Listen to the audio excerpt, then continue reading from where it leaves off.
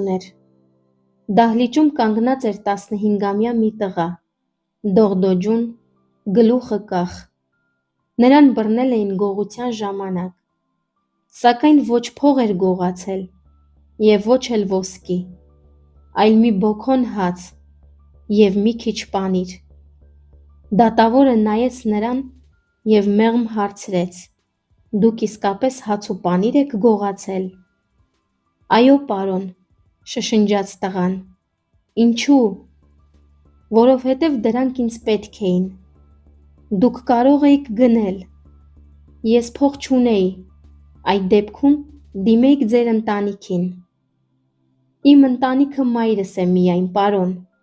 նա էլ հիվանդ է և չի աշխատում, հացն ու պանիրը նրա համար էր»։ Դահլիճը ընկղմվեց հուզիչ լռության մեջ։ Դատավորը կրկին հարցրեց. «Չեք աշխատում»։ «Մեքենաներ եմ լվանում, պարոն»։ «Բայց հիմա արձակուրդի մեջ եմ, որովհետև պետք է մայրիկիս խնամեի»։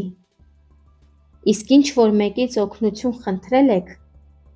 «Ես հենց առավոտից մուրում էի, բայց ոչ ոք չօգնեց»։ Դատավորը խորը հենվեց աթոռին, նրա աչքերը թրջվեցին, և մի փոքր դադարից հետո նա կարդաց դատավճիռը. «Հաց գողանալը իհարկե հանցանք է, բայց այսօր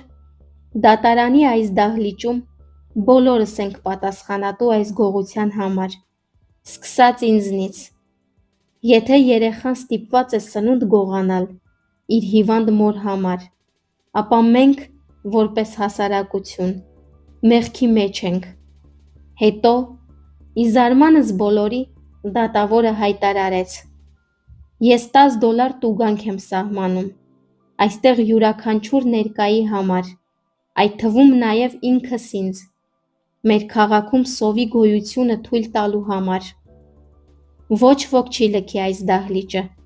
քանի դեռ չի վճարել»։ Նա գրպանից հանեց իր $10 և դրեց սեղանին, ապա շարունակեց. «Ես $1000 տուգանք եմ սահմանում խանութի սեփականատիրոջը այն բանի համար, որ նա սոված երեխային ոստիկաններին է հանձնել, նրան կերակրելու փոխարեն։ Եթե այդ գումարը 24 ժամվա ընթացքում չվճարվի, դատարանը որոշում կկայացնի»։